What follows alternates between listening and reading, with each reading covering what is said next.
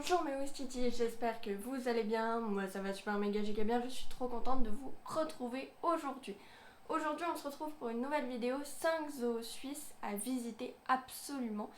Alors, je me permets d'avoir mes petites notes juste devant moi, parce que pour la simple et bonne raison, comment vous expliquer ça?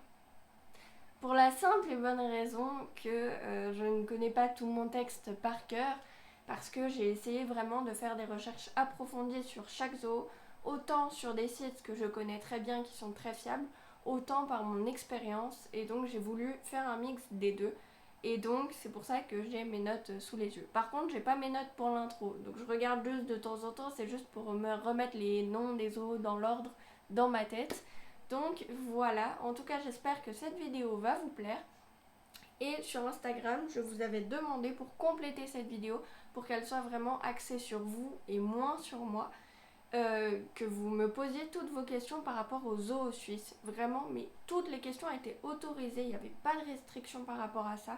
Vous pouviez y aller. Et donc j'ai reçu au total 6 questions. Et donc j'ai pris le temps aussi de faire des réponses, de concocter des petites réponses, des longues réponses aussi. Et puis j'ai hâte qu'on puisse parler de tout ça. Alors l'ordre de la vidéo, juste pour que vous compreniez, pour que je puisse vous expliquer, parce que c'est la première fois que je fais une vidéo comme ça, qui est autant travaillée, autant aboutie. Donc je vais d'abord vous parler de chacun des zoos, il y en aura 5 au total. Donc je vais vous parler du zoo de Bâle, du zoo de Zurich, du zoo de la Garenne, pardon, du parc animalier des Marais-Côtes, et puis du Papillorama. J'ai fait ce choix-là pour qu'il n'y ait pas que des zoos très connus en Suisse, puisque j'aurais très bien pu vous parler du zoo de Servion ou de Sauva-Blanc, mais ce sont des zoos où on en entend beaucoup parler, où j'aurais pu vous parler d'Aquatis, mais on en entend beaucoup parler, un peu moins maintenant, mais on entend encore beaucoup parler. Donc je me suis dit, allez, je change un peu les choses, je mets des zoos qu'on entend un peu moins, et puis comme ça je vous emmène vraiment en immersion avec moi.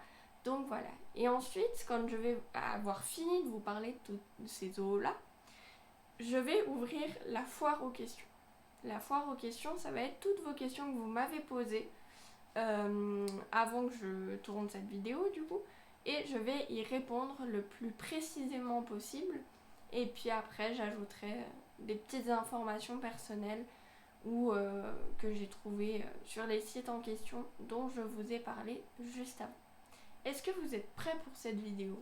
Je l'espère. C'est parti.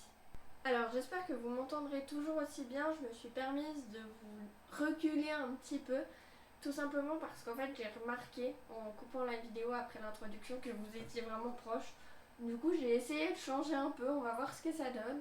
Et sinon je suis vraiment désolée, mais vous le savez, le cadrage et moi, c'est pas trop ça. Donc, on va commencer par le zoo de Bâle. Alors, le zoo de Bâle est le zoo le plus ancien de Suisse. Il a une taille d'environ 11 hectares, ce qui fait à peu près 110 000 mètres carrés, ce qui fait énormément. 110 000 mètres carrés, ça fait beaucoup. Je ne vais pas essayer de donner un comparatif, mais ça fait très beaucoup. Il contient plus de 7000 animaux.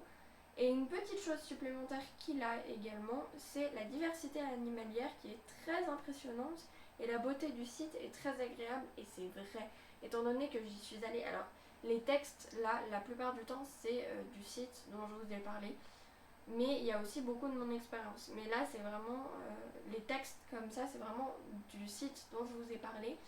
Mais c'est vrai que je peux vous confirmer ça parce que j'ai eu l'occasion d'aller dans tous ces zoos, ou presque. Et donc, j'ai eu l'occasion de voir ça et c'est véritable.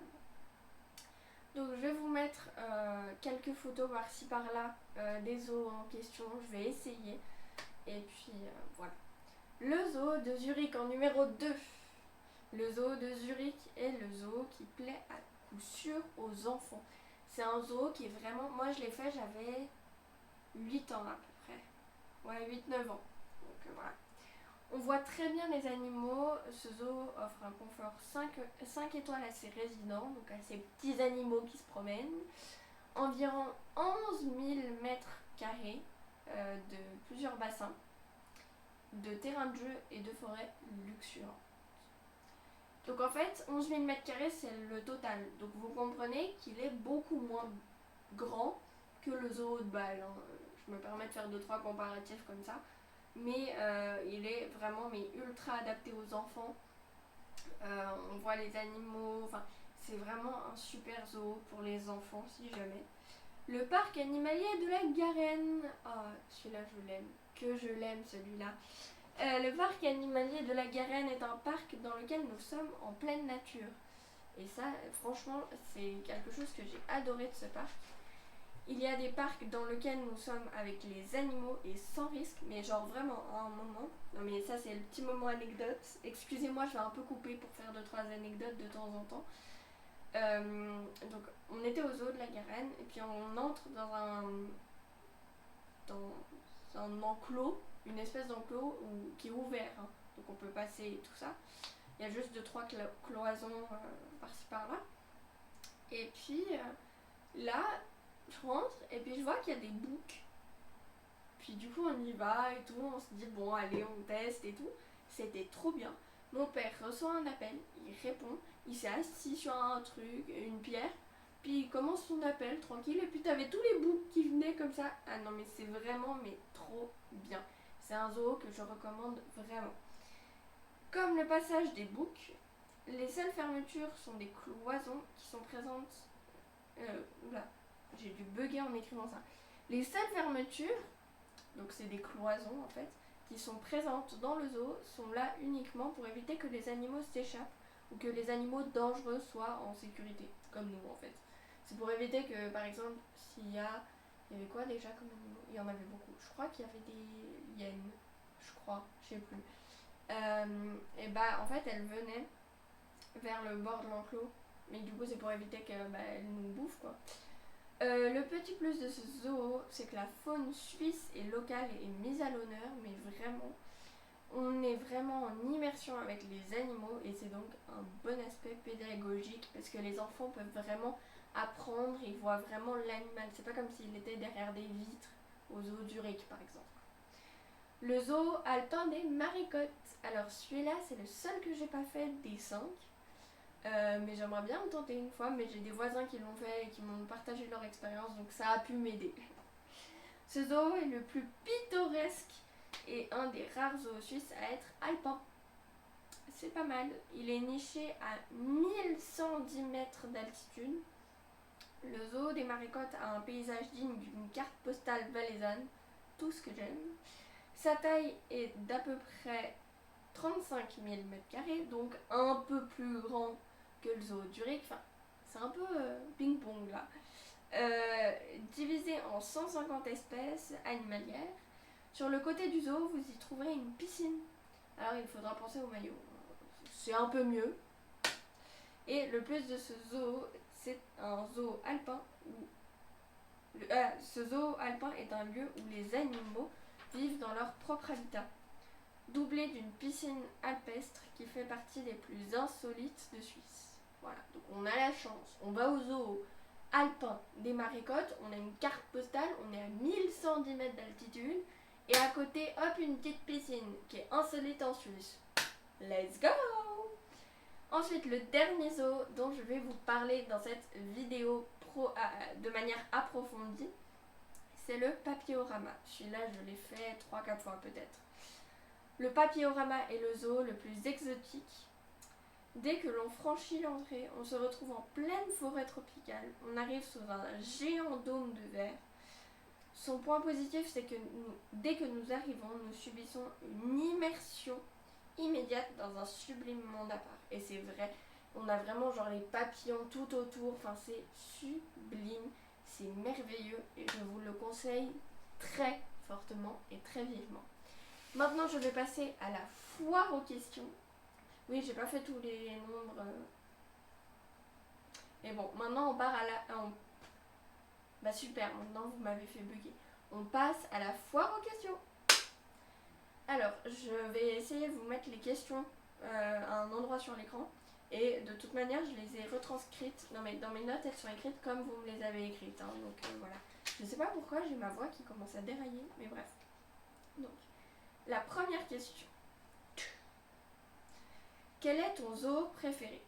Alors j'en ai pas qu'un seul, ça se joue entre 3 zoos, celui de la Garenne, dont j'ai parlé précédemment, celui de Zurich, dont j'ai des merveilleux souvenirs qui sont un peu lointains, parce que j'y suis allée, j'étais encore petite, assez grande mais petite, et le zoo de Servion, qui est assez connu, donc c'est pour ça, comme je vous l'ai dit en début de vidéo, que j'ai choisi de ne pas trop en parler parce qu'il est assez connu, c'est un peu le zoo dont tout le monde parle. La question numéro 2.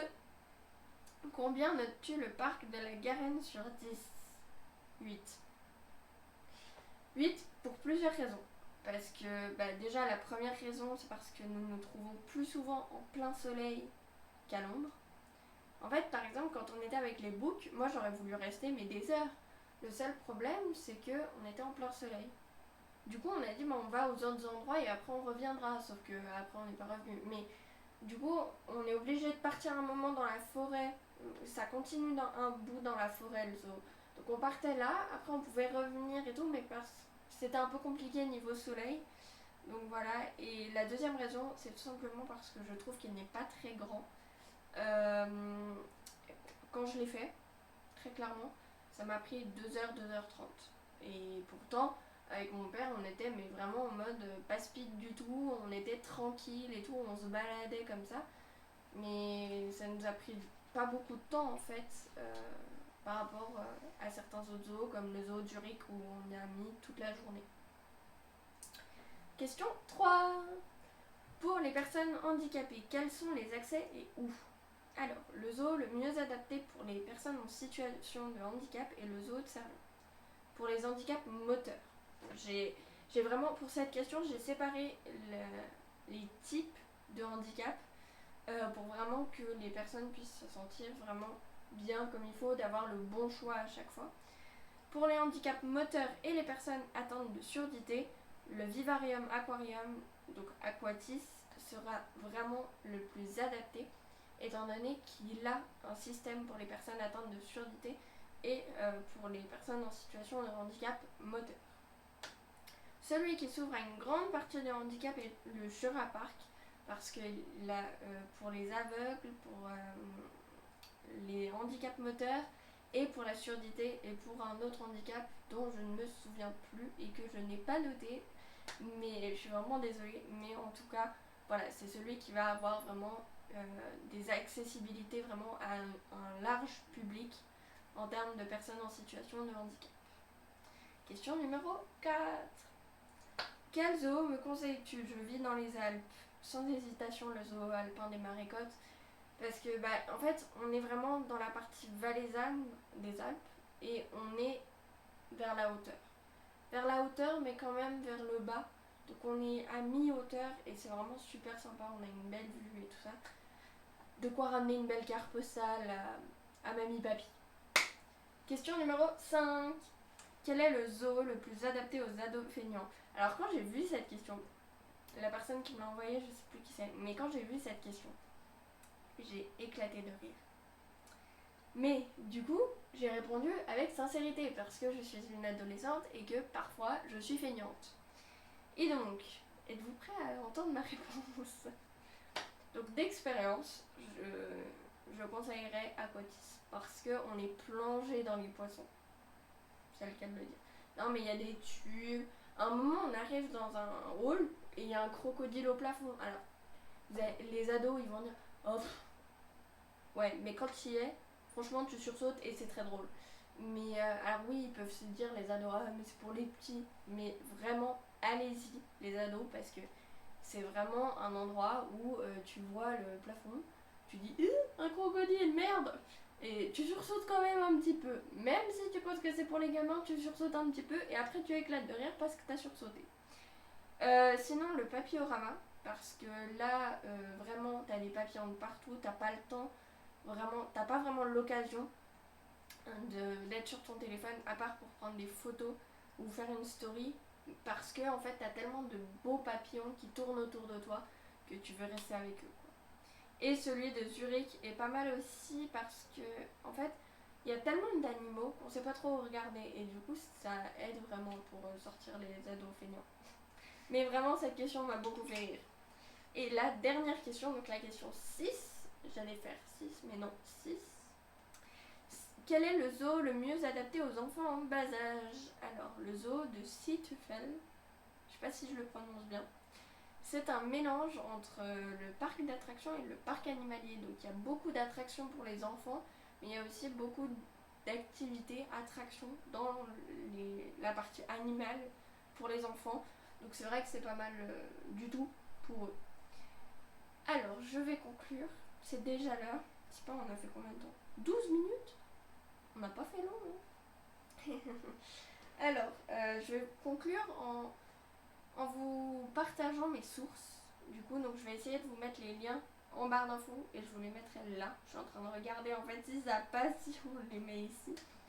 Donc mes sources viennent de mon expérience, comme je vous l'ai dit, et de certains sites, notamment loisirs.ch, info-handicap.ch et des sites respectifs de chaque zoo en fait, ou à peu près tous les zoos. Voilà. Je tiens à préciser que cette vidéo est en partenariat avec personne, vraiment. Et je tiens aussi à préciser que c'est vraiment pas à but en mode ah mais faut absolument dépenser dans zoo. Non, pas du tout. Vraiment pas. Alors quasiment tous les zoos ont une petite boutique qui est super sympa. Notamment je pense au zoo Zurich qui a des beaux bijoux. Il y a des belles figurines, il y a plein de belles choses. Mais mon objectif derrière cette vidéo, c'est parce que c'est les vacances d'été, il fait chaud, on n'a pas forcément envie de faire une activité qui nous demande un truc de malade, un musée où on cuit ou un truc comme ça. Les animaux en général, t'as un peu de forêt et je me suis dit ça peut être pas mal de vous faire cette vidéo. Donc voilà pourquoi je vous ai fait cette vidéo. Ça peut aussi être aux vacances d'octobre ou par exemple vous avez un mercredi vos enfants avec vous ou bien vous êtes une nounou et vous avez les enfants un mercredi après-midi avec vous. Vous voulez les emmener à quelque part, bah voilà quelques idées de où les emmener.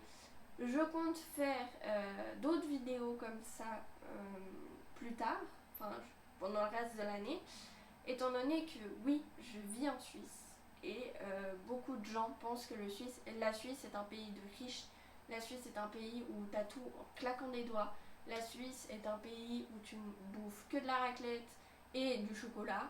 Et moi, j'ai pas du tout envie de montrer ça, j'ai envie de montrer la vérité de la Suisse.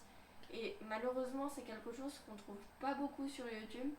Donc j'avais vraiment envie de vous faire cette vidéo pour que vous ayez aussi des idées. Par exemple, nos voisins français, je vous pointe vers là-bas parce que vous êtes vers là-bas. Dans la direction dans laquelle je suis, là j'ai le lac Léman, donc vous êtes vers là-bas. Nos voisins français, vous voulez passer une journée autre que chez vous, vous voulez pas traverser toute la France parce qu'il y a trop de monde ou je sais pas quoi, venez. Et en fait, j'ai vraiment envie de vous montrer à vous les Français, parce que je sais que vous regardez beaucoup mes vidéos, aux Canadiens qui regardent mes vidéos aussi, à tous ceux qui regardent mes vidéos, j'ai vraiment envie de montrer la Suisse sous le côté méconnu de la Suisse en fait.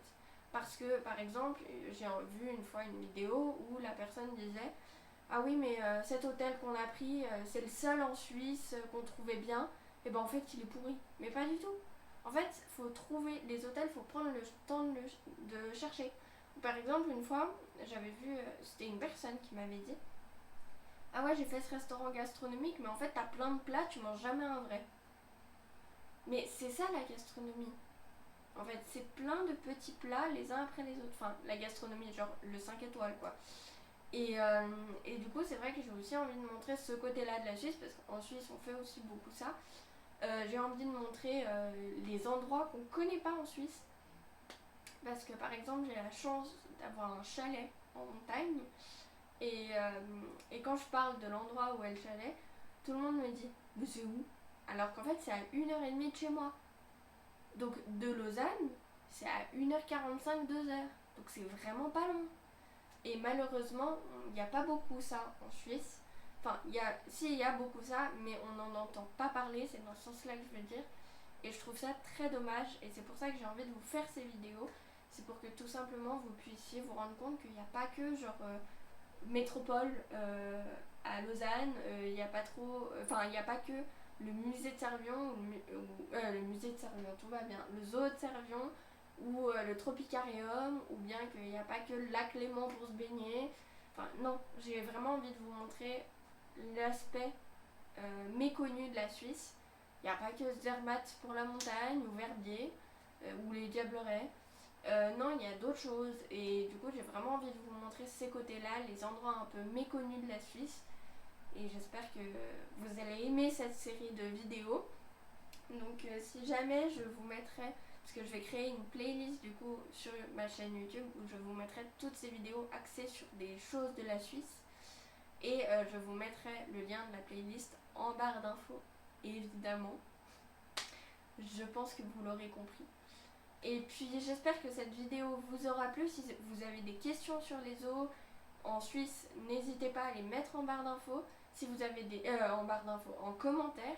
Si vous avez des idées de sujets de vidéos pour la Suisse que je pourrais faire, n'hésitez pas à mettre en commentaire aussi.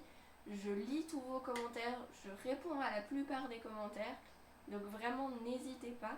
En tout cas, j'espère que cette vidéo vous aura plu. Si c'est le cas, n'hésitez pas à mettre un petit Wistiti en bas de la vidéo. Et puis, j'ai hâte d'une prochaine vidéo. N'hésitez pas également à vous abonner pour laisser la famille des Wistiti s'agrandir petit à petit. Faut qu'elle grandisse cette famille. Hein. On est à 90, j'aimerais bien passer à 100. Qu'est-ce que vous attendez? Non, je rigole. En tout cas, voilà. Et puis, autre sujet total, vous pouvez quitter la vidéo maintenant si vous le souhaitez, je le dis. Fallait pas la quitter avant, hein. Maintenant vous pouvez. Mais autre sujet complètement à part, si jamais sur kalimostic.ch il y a des codes promo qui sont disponibles, des nouveautés arrivent à grands pas. Vous voyez un petit peu dans le cadrage 2-3 articles, mais si jamais les nouveautés arrivent à grands pas, les codes promo sont toujours là. Donc vraiment allez-y, foncez, je vous mets le lien en barre d'infos. Et puis je vous fais plein de gros bisous. Et puis on se revoit dimanche prochain pour une nouvelle vidéo.